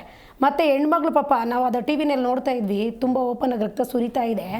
ಅಷ್ಟು ಅಲ್ಲಿ ಕಿಡಿಗೇಡಿಗಳು ಇದು ಮಾಡ್ತಾರೆ ಅಂದರೆ ಈ ರಾಜಕೀಯ ಏನು ಮಾಡ್ತಾ ಇದೆ, ಮತ್ತು ಇದು ಪೊಲೀಸ್ ವ್ಯವಸ್ಥೆಗಳು ಏನು ಮಾಡ್ತಾ ಇದ್ದಾರೆ, ಕಣ್ಮುಚ್ಕೊಂಡು ಕೂತಿದ್ದಾರಾ? ಇದಕ್ಕೇನು ಅಲ್ಲಿ ಹಿಂಗೆ ವರ್ಷ ನಡೀತಾ ಇದೆ ಅಂದಾಗ ಅಲ್ಲಿ ಪೊಲೀಸ್ ವ್ಯವಸ್ಥೆ ಕೊಡಬೇಕು. ಬೇರೆ ಬೇರೆ ದೊಡ್ಡ ದೊಡ್ಡ ವ್ಯಕ್ತಿಗಳಿಗೆಲ್ಲ ಪೊಲೀಸ್ ವ್ಯವಸ್ಥೆ ಕೊಡ್ತದೆ, ಅಲ್ಲಿ ಕೊಡ್ಬೋದಾಗಿತ್ತಲ್ಲ. ಈ ಥರ ನಡೀತದೆ ಅಂತ ಅಂದಾಗ ಅಲ್ಲಿ ಕೊಡ್ಬೋದಾಗಿತ್ತು ಒಂದು. ಮತ್ತು ಯಾಕಿದು ರೆಗ್ಯುಲರಾಗಿ ನಡೀತಾ ಇದೆ? ಅವರ ತಂದೆ ತಾಯಿಗಳು ಈ ಥರ ಮಾಡಿ ಅಂತ ಏನ್ಬಿಟ್ಟು ಹೇಳಿ ಕಳಿಸ್ತಾರ? ಪಾಕಿಸ್ತಾನದ ಥರ ಮಾಡ್ತಾರಲ್ಲ ಆ ಥರ ಇಲ್ಲಿ ಮಾಡಿ ಅಂತ ಹೇಳಿ ಕಳಿಸ್ತಾ ಇದ್ದಾರೆ ಅವ್ರಗಳಿಗೆ? ಪ್ರಚೋದನೆ ಕೊಡ್ತಿದ್ದಾರೆ. ಹೌದಲ್ಲ, ಯಾರು ಇವ್ರ ಮನೇಲಿ ಟ್ರೈನಿಂಗ್ ಕೊಟ್ಟು ಕಳಿಸ್ತಾ ಇರ್ಬೋದು. ಈ ಥರ ಈ ವರ್ಷ ಹಿಂಗೆ ಮಾಡಿ, ಇಲ್ಲಿ ಈ ಥರ ನಮ್ಮ ಕನ್ನಡಿಗರು ಮಾಲೆ ಹಾಕೊಂಡು ಹಾಕ್ತಾ ಇರ್ತಾರೆ, ಇವ್ರಿಗೆ ಹಿಂಗೆ ಮಾಡಿ ಅಂತ ಅವರು ಹೇಳ್ಕೊಡ್ಬೋದು ಅನ್ಸುತ್ತೆ ಮೋಸ್ಟ್ಲಿ. ರೆಗ್ಯುಲರಾಗಿ ಈ ಥರ ಕನ್ನಡಿಗರ ಮೇಲೆ ಈ ಥರ ಆಗ್ತಾ ಇದ್ರೆ ನೋಡಿ, ಇವತ್ತೊಂದಿನ ಅಲ್ಲಿ ಕಾಲೇಜಲ್ಲಿ ನೋಡಿ ಅವ್ನು ಹೇಳ್ತಾನೆ, ನಾನು ಮಾತಾಡೋದೇ ಇಲ್ಲ ಕನ್ನಡನ, ನಾನು ಮಾತಾಡೋದೇ ಹಿಂದಿ. ದಬ್ಬಾಳಿಕೆ ಜಾಸ್ತಿ ಆಗ್ತಾ ಇದೆ ಹೊರತು ಏನು ಇದು ಈಗ ಬಂದಿರೋಂಥ ಸರ್ಕಾರ ಒಂದು ಒಳ್ಳೆ ರೀತಿಯಲ್ಲಿ ಕ್ರಮ ತಗೋಬೇಕು. ಒಂದು ಏನಕ್ಕೆ ಕಣ್ಮುಚ್ಕೊಂಡು ಕೂತಿದ್ದಾರೆ, ಅಲ್ಲಿ ಹೇಳ್ತಾರೆ ನಾವ್ಯಾವ ಜಾತಿ ಭೇದ ಮಾಡಲ್ಲ ಅಂತ ಅಲ್ಲಿರೋ MLA ಹೇಳ್ತಾರೆ. ಬಟ್ ಇವಾಗ ಏನಾಗಿದೆ ಸರ್, ಅವಾಗಲೇ ಹೇಳಿದ್ರು ಸರ್ಕಾರದ ತಾಳಕ್ಕೆ ತಕ್ಕಂತೆ ಅವರು ಕುಣಿತಾ ಇದ್ದಾರೆ ಅಲ್ಲಿ. ಓಕೆ, ಮಾತಾಡೋಣ. ಹನುಮೇಗೌಡ್ರೆ, ಈಗ ನೀವು ಆಗಲೇ ಹೇಳಿದ್ರಿ ಷಡ್ಯಂತ್ರ ಇರಬಹುದು ಅಂತೇಳಿ, ಯಾಕೆ ಇರಬಹುದು? ನೋಡಿ, ಈಗ ನಮ್ಮ ಅಮೃತೇಶ್ ಅವರು ಮಾತನಾಡ್ತಾ ಹೇಳಿದರು ಅಲ್ಲಿ ಶಾಸಕರಿದ್ದಾರೆ ಅಂತ. ಇರುವಂಥ ಆ ಬೆರಳೆಣಿಕೆಯಷ್ಟು ಶಾಸಕರು ಅವರ ಸಂಖ್ಯೆಗೆ ಅನುಗುಣವಾಗಿ ಅವರು ಕೂಡ ಎಲ್ಲೋ ಒಂದು ಕಡೆ ಪ್ರಚೋದನೆ ಕೊಡ್ತಾರೆ. ಇನ್ನೊಂದು ಕಡೆ ಇವತ್ತು ನೇರವಾಗಿಯೇ ಬೀದಿಗೆ ಅಂದರೆ ಎಲ್ಲ ರೀತಿಯ ಸಮರ್ಥನೆಯನ್ನು ಮಾಡಲಿಕ್ಕೆ BJPಯ ಶಾಸಕರು ಮುಂದೆ ಇದ್ದಾರೆ. ನಾವಿರೋದೇ ಹುಟ್ಟಿರೋದೇ ಹಿಂದುತ್ವಕ್ಕೆ, ಹಿಂದುತ್ವದ ಆಡಳಿತವನ್ನೇ ಮಾಡ್ತೀವಿ ಅಂತ ಅವ್ರು ಹೇಳ್ತಾ ಇದ್ದಾರೆ. ಹಾಗಿದ್ರೆ ಇದು ಜಾತ್ಯತೀತ ರಾಷ್ಟ್ರನ ಅಲ್ವಾ? ಈ ದೇಶ ಸಂವಿಧಾನಾತ್ಮಕವಾಗಿ ನಡಿಬೇಕಾ ಅಲ್ವಾ? ನಮ್ಮ ಸ್ನೇಹಿತರು ಮಾತನಾಡ್ತಾ ಹೇಳಿದರು, ಇಲ್ಲಿ ಹಿಂದೂ ಮುಸ್ಲಿಂ ಕ್ರಿಶ್ಚಿಯನ್ ಎಲ್ಲರೂ ಓಟ್ ಹಾಕಿದ್ದಾರೆ. ಯಾರಿಗೆ? ಜಮೀರ್ಗೆ. ಹಾಗೆ ಈಗ ಬಂದಿರುವಂತಹ ಸರ್ಕಾರ ಇರಬಹುದು ಅಥವಾ BJPಯ ಸರ್ಕಾರ ಇರ್ಬೋದು, ಅದು ಯಾವುದೇ ಆದರೂ ಅವರು ಒಮ್ಮೆ ಚುನಾವಣೆಯಲ್ಲಿ ಗೆಲ್ಲುವವರೆಗೆ ಮಾತ್ರ ಅವರ ಪಕ್ಷ, ಅವರ ಹಿಂದುತ್ವ ಸಿದ್ಧಾಂತ ಮತ್ತೊಂದು ಎಲ್ಲ. ಅದಾದಮೇಲೆ ಅವರು ಜಾತ್ಯತೀತವಾಗಿ ಸಂವಿಧಾನಾತ್ಮಕವಾಗಿ ಆಡಳಿತವನ್ನು ಎಲ್ಲರನ್ನು ಸಮಾನವಾಗಿ ನೋಡಬೇಕು. ಮಾಡೋ ಪ್ರತಿಜ್ಞೆಯಲ್ಲಿ ಪಕ್ಷಪಾತ ಮಾಡೋದಿಲ್ಲ, ಭೇದ ಭಾವ ಎಣಿಸೋದಿಲ್ಲ, ನಾವಿದು ಅದು ಎಲ್ಲ ಹೇಳ್ತಾರೆ ಎಲ್ಲ ಪಕ್ಷದವರು. ಹಾಗಿದ್ರೆ BJPಯವರು ಆ ರೀತಿ ನಡ್ಕೊಳ್ತಾ ಇದ್ದಾರಾ ಅಂದರೆ ಟೋಟಲಿ ಇಲ್ಲ. ಅವ್ರದ್ದು ಪ್ರತಿ ಬಾರಿ ಹಿಂದುತ್ವದ ಪ್ರಚೋದನೆಯನ್ನೇ ಮಾಡ್ತಾರೆ. ಹಿಂದುತ್ವಕ್ಕೋಸ್ಕರನೇ ನಾವು ಹುಟ್ಟಿರೋದು, ಹಿಂದುತ್ವದ ರಕ್ಷಣೆ ಮಾತ್ರ ನಮ್ಮದು. ಹಾಗೆ ಮುಸಲ್ಮಾನರು ಏನು ಈ ದೇಶದಲ್ಲಿ, ಕ್ರಿಶ್ಚಿಯನ್ ಏನು ಈ ದೇಶದಲ್ಲಿ, ಸಿಖ್ರು ಏನು ಈ ದೇಶದಲ್ಲಿ, ಅಲ್ಪಸಂಖ್ಯಾತರು ಏನು ಈ ದೇಶದಲ್ಲಿ? ಅವ್ರು ಈ ದೇಶದ ಪ್ರಜೆಗಳಲ್ವಾ? ಇದನ್ನು ನಾನು ಕೇಳಿಬಿಟ್ರೆ ಹನುಮೇಗೌಡ ಅವನೊಬ್ಬ ಹಿಂದೂ ವಿರೋಧಿ, ಅವನು ಸಾವಿಗುಟ್ಟದವನು, ಇದನ್ನೇ ಹೇಳ್ತಾರೆ. ನಾನು ವಾಸ್ತವ ಹೇಳ್ತಾ ಇದ್ದೀನಿ, ನಾನು ಅವ್ರ ಪರನಲ್ಲ ಇವ್ರ ಪರನಲ್ಲ, ನಮ್ಮ ದೇಶದ ಸಂವಿಧಾನಾತ್ಮಕವಾಗಿ ನಾನು ಹೇಳ್ತಿದ್ದೀನಿ. ಹಾಗೆ ನಮ್ಮ ಇವರು ಮಾತನಾಡ್ತಾ ಒಂದು ಮಾತು ಹೇಳಿದರು, ಇವರು ಕೂಡ ಹೇಳಿದರು, ಏನು ಗೋವುಗಳನ್ನು ಹತ್ಯೆ ಮಾಡ್ತಾರೆ, ಗೋಹತ್ಯೆ ಮಾಡ್ತಾರೆ. ಸ್ವಾಮಿ, ಇಡೀ ಜಗತ್ತಿನಲ್ಲಿ ನಂಬರ್ 1 ಸ್ಥಾನಕ್ಕೆ ಹೋಯ್ತಲ್ಲ BJP ಅಧಿಕಾರಕ್ಕೆ ಬಂದ ಮೇಲೆ. ಗ್ರಾಮ ಪಂಚಾಯಿತಿಯ ಸದಸ್ಯನಿಂದ ಹಿಡಿದು ಗ್ರಾಮ ಪಂಚಾಯಿತಿ ಅಧ್ಯಕ್ಷ, ಆಮೇಲೆ ಜಿಲ್ಲಾ ಪಂಚಾಯಿತಿ ಅಧ್ಯಕ್ಷರು, ಹೀಗೆ ತಗೊಂಡು ಮುಖ್ಯಮಂತ್ರಿಗಳು ಪ್ರಧಾನಮಂತ್ರಿವರೆಗೆ ಹೋದ್ರೂ ಎಲ್ಲರೂ ನೀವೇ ಇದ್ರು ಹಿಂದೂ ಕತ್ರಮೆ ಅಂತ ಹೇಳ್ತಿದ್ರಲ್ಲ, ಏನಾಗಿದ್ರೆ ಅಂದರೆ ಯಾರು ಈ ಹಿಂಸೆ ಅಂದ್ರೆ ಮತಾಂಧತೆ ಅಂತ ನಾನು ಆ ಶಬ್ದ ಹೇಳಿದ್ನಲ್ಲ, ಆ ಮತಾಂಧತೆ ಮಾಡ್ತಾ ಇರೋರು ಯಾರು ಅಂತ ಹಿಂದೂಗಳಿಗೂ ಗೊತ್ತು, ಮುಸಲ್ಮಾನರಿಗೂ ಗೊತ್ತು. ಆದ್ರೆ ಅವ್ರಿಗೆ ಯಾರಿಗೂ ಶಿಕ್ಷೆ ಕೊಡುವಂಥದ್ದು ಯಾರಾದರೂ ಮಾಡ್ತಾ ಇದ್ದಾರಾ? ಯಾರು ಮಾಡ್ತಾ ಇಲ್ಲ. ಉದಾಹರಣೆಗೆ ನಿಮ್ಗೆ ಸುಮ್ಮನೆ ಹೇಳ್ತೀನಿ, ಮಂಗಳೂರು ಕೋಸ್ಟಲ್ ಏರಿಯಾದಲ್ಲಿ ಏನ್ ನಡೀತು ಅಂತ. ಈಗ ಕಾಂಗ್ರೆಸ್ಸಿನ ಹಿಂಬಾಲಕರು ಯಾರು ಅಂತ ಎಲ್ರಿಗೂ ಗೊತ್ತು. ಅದರಲ್ಲಿ ಯಾರು ಅಲ್ಪಸಂಖ್ಯಾತರಿಗೆ ತುಷ್ಟೀಕರಿಸ್ಬೋದು ಅನ್ನೋಂಥದ್ದು ಗೊತ್ತು. ಹಾಗೆ ಹಿಂದೂ BJPಯ ನಾಯಕರುಗಳಿಗೂ ಗೊತ್ತು ಹಿಂದುತ್ವದ ಮತಾಂಧತೆ ಯಾರ್ಯಾರಿಗಿದೆ, ಯಾರು ಬೆಳೆಸಿದ್ರು, ಹೇಗೆ ಬೆಳೆಸಿದ್ರು, ಅದರ ಹಿಂದೆ ಇರುವಂಥ RSSನ ಶಕ್ತಿ, ಈ ಮತಾಂಧತೆಗೆ ಹೇಗೆ ಮದ್ದು ಹಾಕ್ತಾರೆ, ಹೇಗೆ ವಿಷ ತುಂಬ್ತಾರೆ ಎಲ್ಲವೂ ಗೊತ್ತು. ಇವ್ರು ಯಾರಿಗಾದ್ರೂ ಪನಿಷ್ಮೆಂಟ್ ಕೊಡೋದಕ್ಕೆ ನಮ್ಮೋನೆ ನೀನು ನೀನು ಮತ ಅಂದತೆ ನಿನ್ನ ಒಳಗಡೆ ಹಾಕೋ, ಏಯ್ ನೀನು ಮತ ಅಂದ ನಿನ್ನನ್ನು ಒಳಗಡೆ ಹಾಕು ಅಂತ ಯಾರಾದರೂ ಹೇಳಿದಾರ? ಕಾಂಗ್ರೆಸ್ನವರಾಗಲಿ ಬಿ ಜೆ ಪಿಯವರಾಗಲಿ ಯಾರು ಹೇಳಲ್ಲ. ಮುಂದೆ ಹೋಗಿ ಹೇಳಬೇಕು ಅಂತಂದ್ರೆ ಬಿಜೆಪಿಯ ಕಾಲದಲ್ಲಿ ಹಿಂದೂ ಸಂಘಟನೆಯ ಕಾರ್ಯಕರ್ತರ ಕೇಸ್ಗಳನ್ನೆಲ್ಲ ವಿತ್ಡ್ರಾ ಮಾಡಿಕೊಂಡ್ರು, ಕಾಂಗ್ರೆಸ್ನವರು ಅಲ್ಪಸಂಖ್ಯಾತರ ಇದನ್ನ ವಾಪಸ್ ತಗೊಂಡ್ರು. ಡಿಫ್ರೆನ್ಸ್ ಏನು? ಅದಕ್ಕೆ ನಮ್ಮಪ್ಪ ಒಂದು ಮಾತು ಹೇಳ್ತಿದ್ದ, ಜಾತಿ ರಾಜಕಾರಣದಲ್ಲಿ ಅಮಾಯಕರು ಬಲಿ ಆಗ್ತಿದ್ದಾರೆ ಅಂತ ಹೇಳ್ತಾ ಇದ್ರು. ಒಂದು ಒಳ್ಳೆ ಶಬ್ದ ನಮ್ಮಪ್ಪ ಹೇಳ್ತಾ ಇದ್ರು, ಒಂದು ಸಗಣಿಯನ್ನ 2 ಭಾಗ ಮಾಡಿ ಸಗಣಿ ಯಾವುದು ತೊಪ್ಪೆ ಯಾವುದು ಅಂದ್ರೆ ಇಲ್ಲ, 2 ಸಗಣಿ ಇಲ್ಲ 2 ತೊಪ್ಪೆ.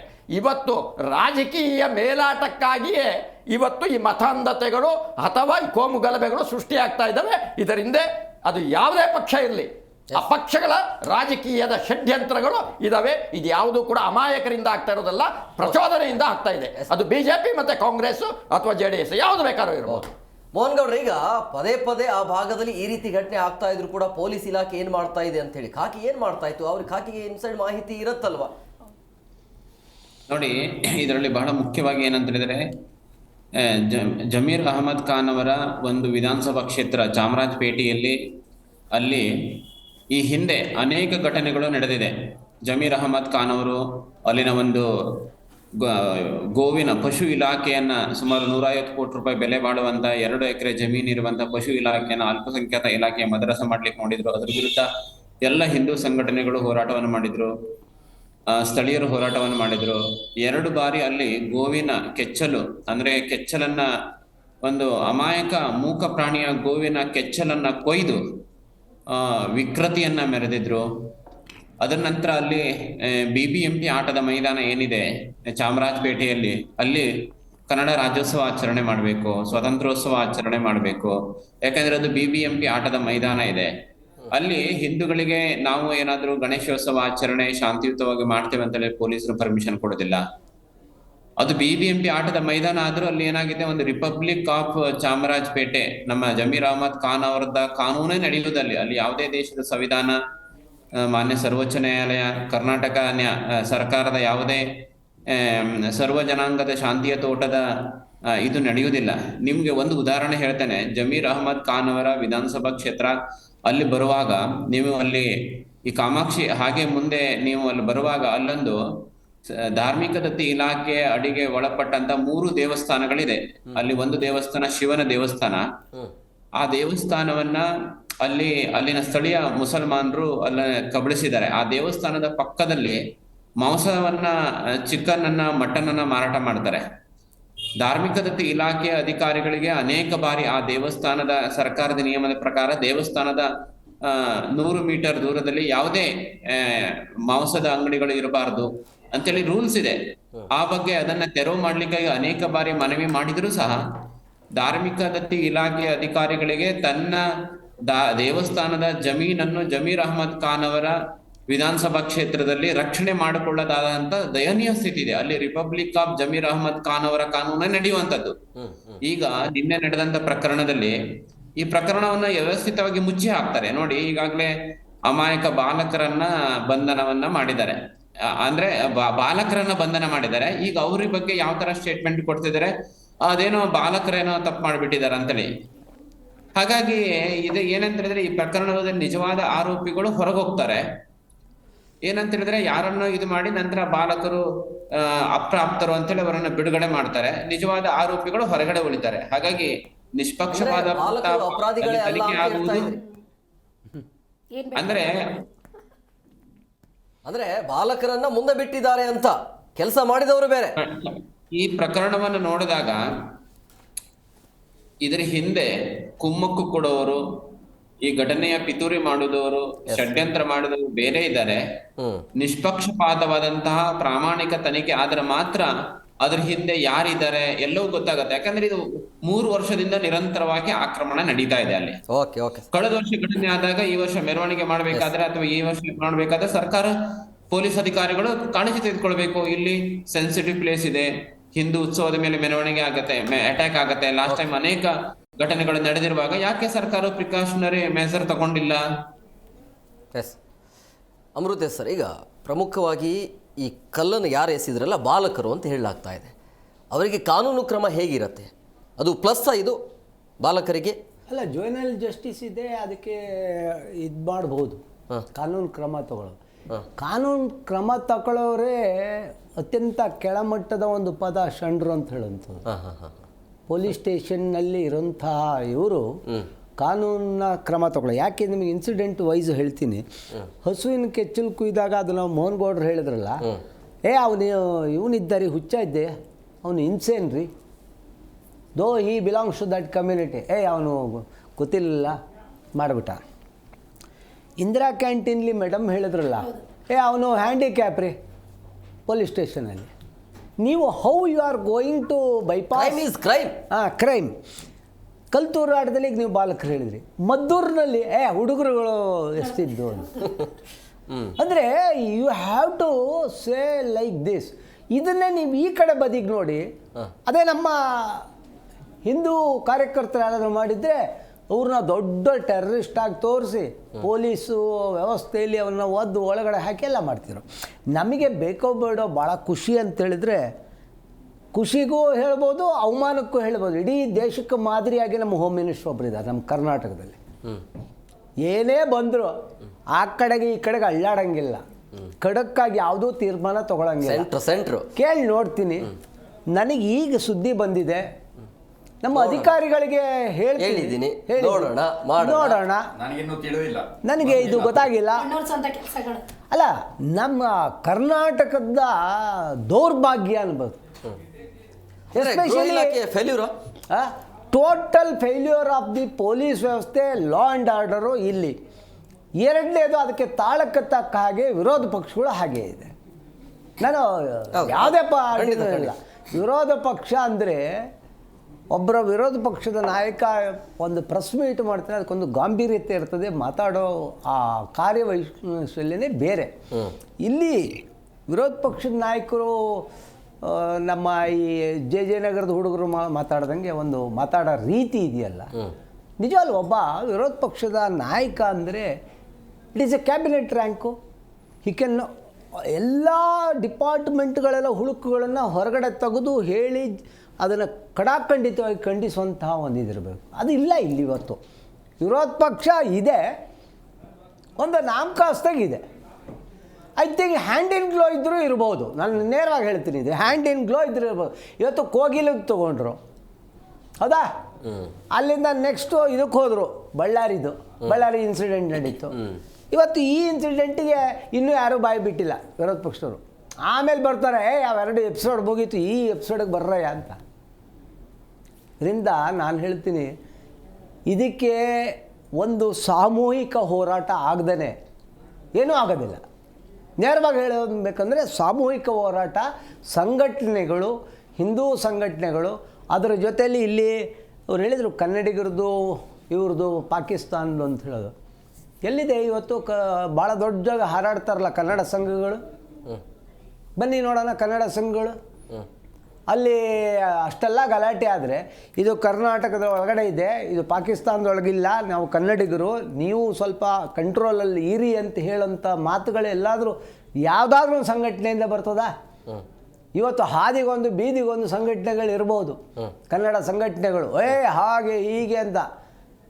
ಆದರೆ ಕೆಲವೊಂದು ಏರಿಯಾಗಳ ಒಳಗಡೆ ಹೋಗಿ ಒಂದು ಕನ್ನಡದ ಫ್ಲಾಗ್ ಹಾರ್ಸಕ್ಕಾಗಲ್ಲ ಇವರಿಗೆ. ಸರ್, ಕನ್ನಡ ಹೋರಾಟಗಾರರು ಖಂಡಿತ ಮಾಡ್ತಾ ಇದ್ದಾರೆ. ಕನ್ನಡ ಹೋರಾಟಗಾರ ಅಲ್ಲ, ಅವ್ರು ಹೇಳ್ತಾ ಇರೋದು ಕನ್ನಡ ಹೋರಾಟಗಾರ ಹೋರಾಟ ಇದು ಅಗ್ನಿ ಮೇಡಮ್, ಆತನಿಗೆ ಹೆದರಿಸಿ ಕನ್ನಡ ಮಾತಾಡಿಸೋದು.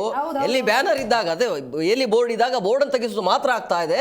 ಬಟ್ ಇಲ್ಲಿ ಸಮಾಜದಲ್ಲಿ ಏನ್ ನಡೀತಾ ಇದೆ ಅದರ ವಿರುದ್ಧ ಯಾಕೆ ಧ್ವನಿ ಎತ್ತಾ ಇಲ್ಲ? ಶಿವಕುಮಾರ್ ನಾಯ್ಕ ಒಳಗಡೆ ಹೋಗಿ ಇದೇ ಕನ್ನಡ ಪರ ಹೋರಾಟಗಾರರು ಇದೇ ಮುಸ್ಲಿಮ್ಸ್ ಅವರು ಅವ್ರ ಮೇಲೆ ಇದ್ ಮಾಡಿದಾಗ, ಮೊನ್ನೆ ಈಗ ಹೋದ ವಾರದಲ್ಲಿ ನಡೆದಿದ್ದು, ಅವ್ರನ್ನ ಹೊಡೆದಿ ಕಾರ್ನೆಲ್ಲ ಹೊಡೆದಾಕಿ ಕಳಿಸಿದ್ರಲ್ಲ ಸರ್. ಪೊಲೀಸ್ ಸ್ಟೇಷನ್ ಎಲ್ಲಿ ಕಣ್ಣು ಮುಚ್ಕೊಂಡು ಕೂತಿತ್ತು ಸರ್, ಕಣ್ಣು ಮುಚ್ಕೊಂಡು ಕೂತಿತ್ತು ಸರ್. ಪೊಲೀಸ್ ಸ್ಟೇಷನ್ ಹಾಕ್ಬೇಕು. ಅಲ್ಲಿರೋಂಥ ಒಬ್ಬ ಅಧಿಕಾರಿಗೆ ಬೌಂಡ್ ಆನ್ ಡ್ಯೂಟಿ ಇಲ್ವಾ? ಒಂದು ಇಂಥ ಕ್ರೈಮ್ ನಡೆದ್ರೆ, ಹಾಗಾದ್ರೆ ನಾನು ಹೇಳ್ತೀನಿ, ಎಲ್ಲ ಕನ್ನಡ ಸಂಘಟನೆಗಳು ಜಾಯ್ನ್ ಆಗಿ, ಎಲ್ಲ ಹಿಂದೂ ಸಂಘಟನೆಗಳು ಜಾಯ್ನ್ ಆಗಿ ಸ್ಟೇಷನ್ ಮುಂದೆ ಕೂತ್ಕೊಳ್ಳೋಣ. ಇನ್ನೂ ಒಂದು ವಾರ ಆದರೂ ಹೇಳೋದಿಲ್ಲ ಅಂತ ಕೂತ್ಕೊಳ್ಳಿ. ಯಾಕೆ ಆಗೋದಿಲ್ಲ? ಆ ಕಲ್ಲು ತೂರಿದ್ರೆ ಯಾರು ಇರಲಿ, ಕ್ರಮ ಮಾಡಬೇಕು. ಇಲ್ಲಿ ಸಾಮೂಹಿಕ ಸಂಘಟನೆ ಇಲ್ಲ. ಅವನ್ನೆಲ್ಲ ಮುಂದೆ ಹೋಗ್ಬಿಡ್ತಾನೆ, ಅವನ್ನೆಲ್ಲ ಟಿ ವಿಲಿ ಬಂದ್ಬಿಡ್ತದೆ. ಅವರೇ ಬೇರೆ ಮಾಡ್ಕೊಳ್ಳಿ ಪಬ್ಲಿಸಿಟಿ, ನಾವು ಬೇರೆ ಮಾಡೋಣ. ಈ ನಿಮ್ಮ ಒಡೆದು ಆಳುವ ನೀತಿ ಇದೆಯಲ್ಲ. ಆಮೇಲೆ ಲೆಟ್ರೇಡ್ ಹೀರೋಗಳು ಒಂದೇ ಸಂಘಟನೆ ಇದ್ದಿದ್ರೆ ಇವತ್ತು ನಾನು ಅದನ್ನ ಎಲ್ಲರೂ ಸ್ವಲ್ಪ ಜನಕ್ಕೆ ಬೇಜಾರಾಗ್ಬೋದು. ಶಿವಸೇನೆ ಇದೆ ಎಲ್ಲಿ? ಮುಂಬೈಯಲ್ಲಿ. ಆವಾಗ ಅಯ್ಯಪ್ಪ ಒಂದು ಮೂಲೆಯಲ್ಲಿ ಕೂತ್ಕೊಂಡು ಒಂದು ಕ್ಯಾರಿಕೇಚರ್ ಬರೆದು ಒಂದು ಸಾಮ್ನಾ ಪತ್ರಿಕೆ ಬರೆದವನು ಇಡೀ ಮಹಾರಾಷ್ಟ್ರದಲ್ಲಿ ಶಿವಸೇನೆ ಅಂದರೆ ನಡುಗುತ್ತಿದ್ರು. ಬಿಹಾರೀಸ್ಗಳು ಹೋಗಬೇಕು ಅಂದ್ರೆ ಹೋಗಷ್ಟು ಮಟ್ಟಕ್ಕೆ ತಂದರು. ಇವತ್ತು ಏನಾಗಿದೆ ಕರ್ನಾಟಕದಲ್ಲಿ? ಎಸ್, ಮಾತಾಡೋಣ ಸರ್. ಬ್ರೇಕ್ನ ಸಮಯ ಆಗಿದೆ, ಬ್ರೇಕ್ ತೊಗೊಂಡು ಬಂದ್ಬಿಡ್ತೀನಿ. ಬ್ರೇಕ್ ಆದ ಬಳಿಕ ಈ ಘಟನೆ ನಡೀತಲ್ಲ, ಇದಕ್ಕೆ ಹೊಣೆ ಯಾರು ಅನ್ನುವಂಥ ಪ್ರಶ್ನೆ. ಈಗ ಪೊಲೀಸರ ವೈಫಲ್ಯನ, ಸರ್ಕಾರದ ವೈಫಲ್ಯನ, ಅಥವಾ ಪೊಲೀಸ್ ವ್ಯವಸ್ಥೆನೇ ಸರಿ ಇಲ್ವಾ? ಹನುಮೇಗೌಡ್ರೆ, ಈಗ ಬಾಲಕರು ಅಂತ ಏನು ಹೇಳಿದ್ರಲ್ಲ, ಅವರಿಗೆ ಕಲ್ಲು ಕೊಟ್ಟವ್ರು ಯಾರು ಅನ್ನೋದು ಒಂದು ಪ್ರಶ್ನೆ. ಆದರೆ ಇವತ್ತು ಕಲ್ಲು ಎಸೆದವರು ನಾಳೆ ಬಾಂಬ್ ಎಸೆಯೋದಿಲ್ಲ ಅನ್ನೋದಕ್ಕೆ ಏನು ಗ್ಯಾರಂಟಿ? ಸಾಧ್ಯತೆ ಇದೆ. ಕಲ್ಲು ಕೊಟ್ಟವ್ರೆ ಆಯ್ತು ಹೆಸರಿ ಅಂತ ಬಾಂಬ್ ಕೊಡೋದಕ್ಕೆ ಸಾಧ್ಯತೆ ಇದೆ. ಎಸ್, ಅದಕ್ಕೆ ನಾನು ಆವಾಗಲಿಂದನೂ ಹೇಳ್ತಾ ಇದ್ದೀನಿ, ಇದರ ಹಿಂದೆ ವ್ಯವಸ್ಥಿತವಾದಂತಹ ಎಲ್ಲ ರಾಜಕೀಯ ಪಕ್ಷಗಳು ಅಥವಾ ಮತಾಂಧ ಎಲ್ಲ ಸಂಘಟನೆಗಳು ಎಲ್ಲವೂ ಸೇರಿರ್ತವೆ. ಅದಕ್ಕೆ ನಿಮ್ಗೊಂದು ಒಳ್ಳೆ ಎಕ್ಸಾಂಪಲ್ ಕೊಡ್ತೀನಿ ನಿಮಗೆ. ಈಗ ಇಲ್ಲೇ ವಿಚಾರ ಬಂದಿರೋದ್ರಿಂದ ನಾನು ಆ ವಿಚಾರವನ್ನು ತಗೊಳ್ತಾ ಇದ್ದೀನಿ. ಕೋಗಿಲು ಜಾಗ, ಆ ಕೋಗಿಲು ಜಾಗವನ್ನ ಹೀಗೆ ಮಾಡ್ತಿದ್ದಾರೆ, ಹಾಗೆ ಮಾಡ್ತಿದ್ದಾರೆ ಅಂತ. ಇವತ್ತು ಹಿಂದೂ ರಕ್ಷಕರು ಅಂತ ಯಾರಿದಾರಲ್ಲ, ಅದು ಹಿಂದುತ್ವದ ಸಂಸ್ಕಾರದಿಂದನೇ ಬೆಳೆದು ಹಿಂದೂ ಹುಲಿ ಅಂತ ಕರೆಸ್ಕೊಳ್ತಾ ಇರೋಂಥ ಒಬ್ಬ ವ್ಯಕ್ತಿ ದೇವಸ್ಥಾನದ ಜಾಗವನ್ನು ಕದೀತಾನೆ. ದೇವಸ್ಥಾನ ಜಾಗವನ್ನು ಕದೀತೇನೆ ಬೇನಾಮಿಯಾಗಿ. ಅದ್ರ ವಿರುದ್ಧ ನಾನು ಹೋರಾಟ ಮಾಡ್ತೀನಿ, ಹೋರಾಟ ಮಾಡಿ ಸರ್ಕಾರಕ್ಕೆ ತಗೊಳ್ತೀನಿ. ಆದರೆ ಅದನ್ನ ಮತ್ತೆ ಆ ವ್ಯಕ್ತಿಗೆ ಹೋಗೋ ಹಾಗೆ ಜಿಲ್ಲಾಧಿಕಾರಿಗಳ ಮೂಲಕ ಒತ್ತಡ ಹಾಕಿ ಆ ಜಾಗವನ್ನ ಬೇನಾಮಿಯಾಗಿ ತಗೊಳ್ಳೋದು ಅಷ್ಟೇ ಅಲ್ಲ, ಅದಕ್ಕೆ ಇಮ್ಮಿಡಿಯೇಟ್ ಬ್ಯಾಂಕ್ನಿಂದ ಸಾಲ ಸಿಗುತ್ತೆ. ಇವತ್ತಿನವರೆಗೆ ಅದು ಹೈಕೋರ್ಟ್ನಲ್ಲಿ ಕೇಸ್ ಇದೆ, ಆದರೆ ಪಹಣಿಯಲ್ಲಿ ಕೋರ್ಟ್ನಲ್ಲಿ ಕೇಸ್ ಇದೆ ಅಂತ ಬಂದಿಲ್ಲ. ಇದು ನಡೆದಿರುವಂಥದ್ದು ಅದೇ ಕೋಗಿಲು ಪಕ್ಕದ ಒಂದು ಗ್ರಾಮ. ಅದೇ ರೀತಿಯಲ್ಲಿ 10 ಎಕರೆ ಅರ್ಜಿ ಹಾಕದೇ ಇರುವಂಥವ್ರಿಗೆ 10 ಎಕರೆ ಜಮೀನು ಕೊಡ್ತಾರೆ. ನೀವು ಅಲ್ಲೊಂದು 5-6 ಎಕರೆ ಜಮೀನನ್ನು ಯಾರಿಗೋ ಬಂದು ಕೂತ್ಬಿಟ್ಟಿದ್ದಾರೆ ಬಡವರು. ಮನುಷ್ಯತ್ವದ ದೃಷ್ಟಿಯಿಂದ ಕೊಡಬೇಕು. ನಾನು ಹೇಳ್ತಾ ಇದ್ದೀನಿ, ಹ್ಯೂಮನ್ ರೈಟ್ಸ್ ಇವತ್ತಿನ ಆದೇಶವನ್ನು ನಾನು ನೋಡಿ ಹೇಳ್ತಾ ಇದ್ದೀನಿ. ಮನುಷ್ಯತ್ವದ ದೃಷ್ಟಿಯಿಂದ ನೀವು ನೋಡಬೇಕಾಗಿದ್ದು ನಿಮ್ಮ ಕರ್ತವ್ಯ, ಅದೇನೇ ಇರಲಿ. ಆಮೇಲೆ ನೀವು ಕಾನೂನು ಪ್ರಕ್ರಿಯೆ ಮಾಡಿ. ಅವರು ಪಾಕಿಸ್ತಾನದ ಶತ್ರು ಅಂದ ತಕ್ಷಣ ನಾವು ಶೂಟ್ ಮಾಡೋಂಗಿಲ್ಲ, ಹೌದು ತಾನೆ? ಹಾಗೆ ಇರುವಂತಹ ಸಂದರ್ಭದಲ್ಲಿ ನೀವು ಇವರಿಗೆ ಕೊಡೋವಂಥದ್ದನ್ನ ಇದೇ ಯೋಚನೆಯನ್ನು ಅಲ್ಲಿರುವಂಥ ಬಡವರಿಗೆ ಕೊಡ್ಬೋದಿತ್ತಲ್ಲ, ಯಲಹಂಕ ಸುತ್ತಮುತ್ತಲು ಇರುವಂಥವ್ರಿಗೆ. ಆದರೆ RSSನ ಒಂದು ಸಂಸ್ಥೆಗೆ 10 ಎಕರೆ ಜಾಗ ಕೊಟ್ರಿ, ಅರ್ಜಿನೇ ಹಾಕಿರಲಿಲ್ಲ. ಹೀಗೆ ಒಂದು ಕಡೆ BJP ವ್ಯವಸ್ಥಿತವಾಗಿ ಒಂದು ಕಡೆ ದೇವಸ್ಥಾನಕ್ಕೂ ಮೋಸ ಮಾಡ್ತಾ ಇದೆ, ಇನ್ನೊಂದು ಕಡೆ ಗೋಹತ್ಯೆ ಮಾಡುವಂಥವ್ರನ್ನ, ಅಂದರೆ ಲಕ್ಷಗಟ್ಟಲೆ ಅದು ಏನು 1-2 ಕಡಿದ್ಕೊಂಡು ತಿನ್ನುವಂತಹ ಮುಸಲ್ಮಾನರ ಮೇಲೆ ಇವ್ರದ್ದು ಇದು ಹೋರಾಟ, ಚೀರಾಟ, ಹಾರಾಟ. ಏನಕ್ಕೆ? ಹೆಸರು ತಗೊಳ್ಳಿಕ್ಕೆ, ಟಿವಿನಲ್ಲಿ ಮಿಂಚಲಿಕ್ಕೆ. ಅದೇ ಲಕ್ಷಾಂತರ ಹಸುಗಳನ್ನು ಕಸಾಯಿಖಾನೆಗಳಲ್ಲಿ ಕತ್ತರಿಸ್ತಾ ಜಗತ್ತಿಗೆ ಇದು ಮಾಡ್ತಿದ್ರಲ್ಲ, ಅದ್ರ ಮೇಲೆ ಯಾಕಿಲ್ಲ? ಹಾಗೆ ಇದರ ಹಿಂದೆ ನಾನು ಹೇಳ್ತೀನಿ, ಈ ಕಲ್ಲೋಡಿಸಿರುವಂತಹ ಬಾಲಕರಿದಾರಲ್ಲ, ಅವರಿಗೆ ಕಲ್ಲು ಕೊಟ್ಟವರೇ BJP ಅವರು ಇರಬಹುದು. ಯಾಕೆಂದ್ರೆ RSS ನಲ್ಲಿ ಒಂದು ಮಂಚಿದೆ, ಮುಸ್ಲಿಂ ಮಂಚ್ ಅಂತ. BJP ಯಾಕೆ ಕೊಟ್ಟಿರ್ಬೇಕು? ರಾಜಕೀಯ ಬೇಳೆ ಬೇಯಿಸ್ಕೊಳ್ಳಿಕ್ಕೆ. ಅವರು ಗೆಲ್ಲಬೇಕಾದ್ರೆ ಹಿಂದೂ ಮುಸ್ಲಿಂ ಗಲಭೆ ಆಗಬೇಕು, ಕೋಮು ಗಲಭೆ ಆಗಬೇಕು, ಹೆಣ ಬೀಳಬೇಕು. ಹೆಣ ಬಿದ್ದಿದ್ದನ್ನ ಇವರು ಬೀದಿನಲ್ಲಿ ಭಾಷಣ ಮಾಡಿ ರುಂಡ ಚೆಂಡಾಡ್ತೀವಿ, ಸ್ಮಶಾನ ಯಾತ್ರೆ ಮಾಡ್ತೀವಿ. BJPಯ ಸಿದ್ಧಾಂತ ಅಡ್ಡದಾರಿ ಹಿಡಿಯೋದು. ಹೌದು, ನಾನು ಮಾತ್ರ ಅಲ್ಲ ಹೇಳ್ತಾ ಇರೋದು. ಇವತ್ತು ನೋಡಿ, ಯಾರ್ಯಾರು ಭ್ರಷ್ಟಾಚಾರವನ್ನ ನಿರ್ಮೂಲನೆ ಮಾಡ್ಬಿಡ್ತೀವಿ, ರೇಟನ್ನು ಕೆಳಗಿಳಿಸ್ಬಿಡ್ತೀವಿ ಅಂತ ಹೇಳಿದಂಥವ್ರು ಇವತ್ತು $1ಗೆ $100 ಹೋಗಿದೆ. ಮೇಡಮ್, ಯಾರು ಮಾಡ ಅಂತ ಹೇಳಕ್ಕೆ ಹೋಗ್ಬಿಡಿ. ರಾಜಕೀಯದಲ್ಲಿ ಎಲ್ಲವೂ ನಡೆಯುತ್ತೆ. $1ಗೆ $100 ಹೋಯ್ತು. ಅವತ್ತು ಏನು ಹೇಳ್ತಿದ್ರು ನಮ್ಮ ದೇಶದ ನಾಯಕರು, ಇವತ್ತೆಲ್ಲಿ ಹೋಗಿ ನಿಂತಿದೆ? ಹಾಗೆ ಭ್ರಷ್ಟಾಚಾರಗಳನ್ನ ಹಿಡಿದು ಹೊಸ್ಕಾಗ್ತೀನಿ ಅಂದ್ರು, ಅವರೆಲ್ಲ ಹೊಸ್ಕಿ BJPನಲ್ಲಿದ್ದಾರೆ. ಇದೇ ರೀತಿಯ ಕಲ್ಲು ಕೊಟ್ಟಿರೋರು ನನಗನ್ಸುತ್ತೆ ಅದು BJPಯವರೇ ಕೊಟ್ಟಿರೋದು. ಅದಕ್ಕೆ ಹಿಂದೆ ಷಡ್ಯಂತ್ರ ಇದೆ, ಇದರ ಹಿಂದೆ ವ್ಯವಸ್ಥಿತವಾದಂಥ ಸಂಚಿದೆ. ಆ ಸಂಚಿನ ಮಾಡಿ ಇವತ್ತು ಏನಕ್ಕೆ ಬೇಕಾಗಿದೆ ಅಂದ್ರೆ, ನೆಕ್ಸ್ಟ್ ಈಗ BBMP ಚುನಾವಣೆ ಬರ್ತಾ ಇದೆ. ಅಂತಂದ್ರೆ ರಾಜಕೀಯ ಬಿಟ್ಟರೆ ಬೇರೆ ನೋಡಿ, ಈ ಸಂದರ್ಭದಲ್ಲಿ ಒಂದು ಏರಿಯಾದ ನೆನಪು ಮಾಡ್ತೀನಿ. ಶಿವಾಜಿನಗರ ಮುಸಲ್ಮಾನರ ಮೆಜಾರಿಟಿ ಏರಿಯಾ, ಅಲ್ಲಿ ಇರುವಂತದ್ದು ಅತಿ ಹೆಚ್ಚಿನ ದೇವಸ್ಥಾನಗಳು. ಹೋಗಿ ನೋಡ್ಕೊಂಡ್ ಬನ್ನಿ ಬೇಕಾರೆ. ಹೌದು, ಅಲ್ಲಿ ಗಲಾಟೆಗಳು ನಡೆಯಲ್ಲ. ಯಾಕೆ ನಡೀತಾ ಇದೆ ಅಂದರೆ, ಇಲ್ಲಿ ಮುಸಲ್ಮಾನರು ಇದ್ರು ಕೂಡ ಅವರು ವ್ಯಾಪಾರದಲ್ಲಿ ಇಲ್ಲಿ ತಲ್ಲೀನರಾಗಿದ್ದಾರೆ. ಅಲ್ಲಿ ಜನಜೀವನ ಎರಡೂ ರೀತಿಯಿಂದ ಇದೆ, ವ್ಯಾಪಾರವೂ ಇದೆ, ಜನಜೀವನವೂ ಇದೆ. ಇಲ್ಲಿ ಶಿವಾಜಿನಗರ ಅಂದ್ರೆ ಅದು ಹಿಂದೂ ಮೆಜಾರಿಟಿ ಏರಿಯಾನೇ, ಆದ್ರೆ ವ್ಯಾಪಾರ ಇರೋದಲ್ಲ ಮುಸಲ್ಮಾನರದು. ಹೀಗೆ ನೋಡಿದಾಗ ವ್ಯವಸ್ಥಿತವಾದ ಸಂಚು, ಇದು ರಾಜಕೀಯ ದುರ್ಬಳಕೆಗೆ ವಿನಃ ಇದು ಬೇರೆ ಏನಿರ್ಲಿಕ್ಕಿಲ್ಲ ಅನ್ನೋದು ನನ್ನ ಒಂದು ಲೆಕ್ಕಾಚಾರ. ಯಾಕೆಂದ್ರೆ ನಾನು ಬರೋದಕ್ಕೆ ಮುಂಚೆ ಪೊಲೀಸ್ನವ್ರ ಹತ್ರ ಮಾತನಾಡಿದೆ, ಇದು ಷಡ್ಯಂತ್ರವೋ ಯೋಜಿತವೋ ಆಕಸ್ಮಿಕವೋ. ಯಾಕೆಂದ್ರೆ ನನಗೆ ಪೊಲೀಸ್ನ ಈಗ ಆಗ್ಲಿಂದ ಹೇಳ್ತಾ ಇದ್ದಾರೆ, ಪೊಲೀಸ್ ಅಂತ ಪೊಲೀಸಿನ ದೌರ್ಬಲ್ಯಗಳು ಬಿಜೆಪಿಯ ಕಾಲದಲ್ಲೂ ಆಗಿರೋದಕ್ಕೆ ನನ್ನ ಹತ್ರ ದಾಖಲೆ ಇದೆ, ಕಾಂಗ್ರೆಸ್ ಆಡಳಿತದಲ್ಲಿ ಇರೋದಕ್ಕೂ ದಾಖಲೆ ಇದೆ. ಅದೇ ಸರ್ಕಾರ ತಾಳಕ್ಕೆ ತಕ್ಕಂತೆ ಅಂದರೆ ಪೊಲೀಸ್ ಅಧಿಕಾರಿಗಳ ವೈಫಲ್ಯ ಇದರಲ್ಲಿ ದೊಡ್ಡ ಮಟ್ಟದಲ್ಲೂ ಇದೆ. ಅದಕ್ಕೆ ಕಾರಣ ಅಂದ್ರೆ ಒಂದು ಮಿನಿಟ್ ಅಂದ್ರೆ ಯಾರು ಶಾಸಕನ ಅಥವಾ ರಾಜಕಾರಣಿಯ ಅಥವಾ ಮಂತ್ರಿಯ ಮಾತು ಕೇಳಲಿಲ್ಲ ಅಂದ್ರೆ ಅವನು ವರ್ಗಾವಣೆ ಮಾಡ್ತಾರೆ. ಇದಕ್ಕೋಸ್ಕರ ಹೆದರಿ ಅವರು ಒಂದು ರೀತಿ ಗುಲಾಮರ ರೀತಿಯಲ್ಲಿ ನಡ್ಕೊಂತಾ ಇದ್ದಾರೆ. ಇದು ದೌರ್ಭಾಗ್ಯ. ಮೊದಲು ಇವರು ಪ್ರಾಮಾಣಿಕರಿದ್ರೆ ರಾಜಕಾರಣಿಗಳು, ಸರ್ಕಾರ ಮೊದಲು ಆ ಮಿನಿಟ್ ಅನ್ನು ತೆಗೆದಾಕ್ಬೇಕು. ಮಿನಿಟ್ ಅನ್ನು ತೆಗೆದಾಕಿ ಯಾವನ್ ಸರಿಯಾಗಿ ಕೆಲಸ ಮಾಡಲ್ಲ ಅವನಿಗೆ ಸಸ್ಪೆಂಡ್ ಮಾಡಿ, ಅದಾಗಬೇಕು. ಅಮೃತ ಸರ್, ಈಗ ಈ ಪ್ರಕರಣ ಅಂತ ಬಂದಾಗ ಈಗ ನಾವು ನೋಡಿದ್ವಿ ಬಳ್ಳಾರಿ ಘಟನೆ ಆದಾಗ ಒಬ್ಬ ಅಧಿಕಾರಿಯ ಸಸ್ಪೆಂಡ್ ಆಯಿತು, ಅಂದರೆ ಬೇರೆ ಕಡೆ ಮಾಡಿದ್ರು. IPS ಚಿನ್ನಸ್ವಾಮಿ ಸ್ಟೇಡಿಯಂ ಅಂತ ಬಂದಾಗ ಹಂಗೆ ಆಯಿತು, ಅಧಿಕಾರಿಗಳ ಹೊಣೆ ಆಯಿತು. ಈ ಪ್ರಕರಣದಲ್ಲಿ ಮತ್ತೆ ಹಂಗೆ ಆಗಬಹುದಾ ಅನ್ನೋಂಥ ಇಲ್ಲಿ ನಿಮಗೆ ಜನರನ್ನ ಸಮಾಧಾನ ಮಾಡಲಿಕ್ಕೆ ತಕ್ಷಣ ಈಗ ಮೋಸ್ಟ್ ಪ್ರಾಬಲಿ ಹೋಮ್ ಮಿನಿಸ್ಟ್ರು ಅವ್ರನ್ನ ಸಸ್ಪೆಂಡ್ ಮಾಡಿದ್ದೀವಿ, ಮುಂದೆ ತನಿಖೆ ಆಗುತ್ತೀರಿ ಅಂತ ಹೇಳೋದು. ಆದರೆ ಅಧಿಕಾರಿಗಳು ನನಗೆ ಗೊತ್ತಿರೋ ಹಾಗೆ IPS ಆಫೀಸರ್ ಅವರು ಇದಾದರೆ CITಗೆ ಹೋಗ್ತಾರೆ, ಸ್ಟೇ ತಗೊಬರ್ತಾರೆ. This a very common. ಇವನ್ನು RCBಲಿ ಆದಂಥ ಗಲಾಟೆಯಲ್ಲೂ ಸುಮಾರು ಜನ ಬಂದರು, ಹೈಕೋರ್ಟಿಗೆ ಬಂದರು, ಇದಕ್ಕೆ ಬಂದರು, CITಲಿ ಸ್ಟೇ ತೊಗೊಂಡು ಬಂದರು, ಪುನಃ ಡ್ಯೂಟಿಗೆ ಬಂದರು ಕೆಲವೊಬ್ಬರು. ಅಂದರೆ ಸರ್ಕಾರ ಯಾವ ಮಟ್ಟದಲ್ಲಿ ನಡೀತಾ ಇದೆ ಅಂತ ಹೇಳೋದು. ಒಂದು ಲಾ ಆ್ಯಂಡ್ ಆರ್ಡ್ರು ಪೂರಾ ಬ್ರೇಕ್ ಆಗೋಗ್ಬಿಟ್ಟಿದೆ ಇವತ್ತು. ಅಲ್ಲಿಯ ಪವರ್ಲೆಸ್ಸು ಪೊಲೀಸರ ಮೇಲೆ ಅಂತಹ ರೀತಿಯ ಒಂದು ರಾಜಕೀಯ ಪ್ರಭಾವ ಬೀರಿ, ನೀನು ಇಲ್ಲ ಅಲ್ಲಿಂದ ಟ್ರಾನ್ಸ್ಫರ್ ಮಾಡ್ತೀನಿ, ಅಲ್ಲಿಂದ ಇಲ್ಲಿಗೆ ಟ್ರಾನ್ಸ್ಫರ್ ಮಾಡ್ತೀನಿ, ಹೆದರಿಸಿ ಅಂದು ಗೌಡ್ರು ಹೇಳ್ತಾ ಇದ್ದಿದ್ದನ್ನ BJPಯವರಿಗೆ ಕಲ್ಕೊಟ್ಟು ಹೊಡೆಸಿದ್ದಾರೆ. ಅಂದರೆ BJP ಎಲ್ಲರೂ ಸಹ ಒಂದೇ ಲೈನು ಹೇಳ್ತಾರೆ. ಯಾಕಂದರೆ ನಾನು ನೇರವಾಗಿ ಹೇಳ್ಬೋದು, ಪೂರ್ವಾಗ್ರಹ ಪೀಡಿತರಾಗಿದ್ದಾರೆ ಗೌಡ್ರು. ಅವ್ರು ಮೊದಲು ನಮ್ಮಲ್ಲೇ ಇದ್ದವರು, ಈಗ ಆ ಕಡೆ ಹೋಗ್ಬಿಟ್ಟು ನಾನು ಹುಡುಕ್ತಾ ಇದ್ದೆ ಆ ಪೂರ್ವಾಗ್ರಹ ಪೀಡಿತ ವರ್ಡ್ ಬರಬೇಕು. ಯಾವುದೂ ಅಲ್ಲ, ನಾನು ಆದ್ರೆ ಲಿಖಿತವಾಗಿ ಪುಸ್ತಕ ಬರ್ತಿದ್ದೀನಿ, ಪೊಲೀಸ್ ಕೇಳ್ಕ ಬಂದೆ ಅಂದ್ರು. ಅಮೃತೇಶ್, ಈಗ ನಂದು ನೇರ ಪ್ರಶ್ನೆ, ಈಗ ಈ ಕಲ್ಲು ತೂರಾಟ ಹಿಂದೆ ಹಿಂದೂಗಳೇ ಇರಬಹುದು ಅಥವಾ ರಾಜಕಾರಣಿಗಳು ಇರಬಹುದು ಅನ್ನೋದು ಸ್ಪಷ್ಟವಾಗಿ ಹೇಳಿದರು. ಇದಕ್ಕೆ ನಿಮ್ಮ ಉತ್ತರ? ಇಲ್ಲ, ಹಿಂದೂಗಳು ಇಲ್ಲ, ರಾಜಕಾರಣಿಗಳು ಇಲ್ಲ. ಎರಡು ಯಾಕೆ ಅಲ್ಲಿ ಇಲ್ಲ ಅಂತ ಹೇಳಿದ್ರೆ ಆ ಏರಿಯಾ ನೋಡಿದಾಗ ಮತ್ತೆ ತಲೆ ಕೆಟ್ಟ ಹುಡುಗರು ಹೊಡಿತಾರ ಸರ್, ಅದು ಆ ಏರಿಯಾ ನೋಡಿದಾಗ ಖಂಡಿತ ಇಲ್ಲ.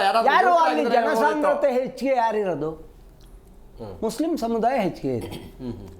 ಆಮೇಲೆ ಎಲ್ಲೆಲ್ಲಿ ನೋಡಿಕೊಂಡು ಬನ್ನಿ ಘರ್ಷಣೆಗಳು ನಡೀತಾ ಇರೋದು, ಹಿಂದೂ ಮುಸ್ಲಿಂ ಮಧ್ಯದಲ್ಲಿ ಘರ್ಷಣೆ ನಡೆಯೋದು ಯಾವುದೋ ಒಂದು ಸಣ್ಣ ವಿಚಾರದಲ್ಲಿ ನಡೀತದೆ.